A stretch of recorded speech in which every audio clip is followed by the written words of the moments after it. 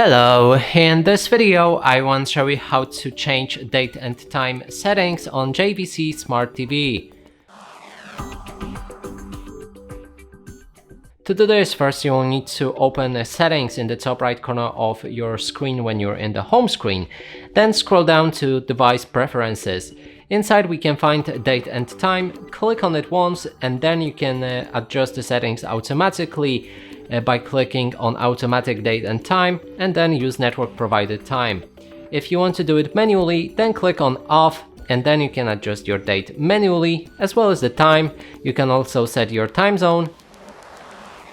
And on the bottom we can change the hour format between 24 hours and 12 hours. And that's it for this video. Hope you like it. Please consider subscribing to our channel, leave a like and a comment below.